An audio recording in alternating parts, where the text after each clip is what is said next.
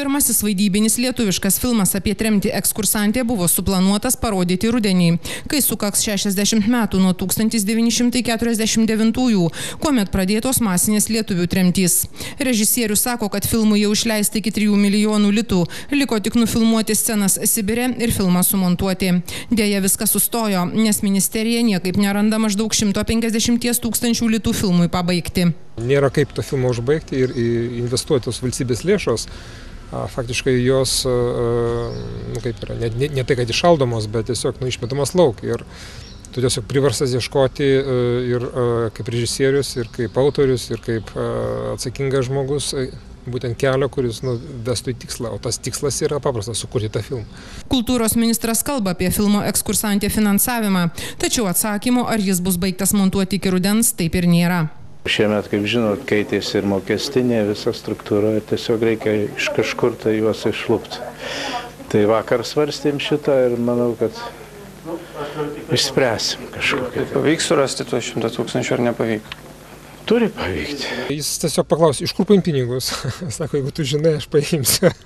Jūs jam tą klausimą liktai turėtumėt užduoti, ar ne? Tuo ir baigėsi tas pokalbis. O vėlesnė, vadinkime, pokalbį labai sunkiai mezgasi, labai sunkiai vyksta. Artėjant pažadėtai filmo premjeros datai, režisierius bijo, kad teks nenusilenkti žiūrovams, o jų atsiprašyti. Tačiau vilčių gauti bent kiek pinigų nepraranda. Kreiptasi net į Socialdemokratų partijos prezidiumą. Aišku, dabar, kada yra tokia ekonominė situacija, praktiškai yra sudėtinga surasti tokių tiesioginių rėmėjų ir prašyti verslininkų, kad jie dar kartą prisidėtų ir skirtų tos pinigus.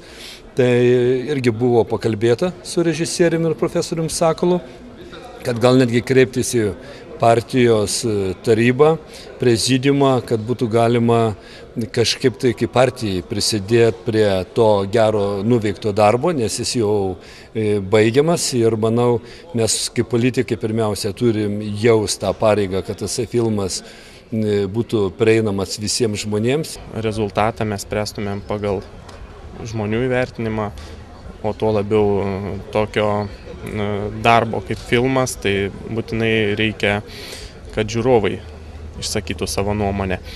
Tai kita vertus, tokia nedidelė suma, kuri reikalinga projekto užbaigimui, tikrai turėtų būti surasta. Pirmas lietuviškas vaidybinis filmas apie tremtį tai pasakojimas, kaip į Sibirą tremiamų lietuvių šeima iš traukinio išstumia paauglę dukrą ir ji keliauja namo. Vaidina ne tik Lietuvos, bet ir Rusijos aktoriai. Ksenija Rapoport, Raisa Rezanova, lietuviai Nelisavičenko, Darius Meškauskas.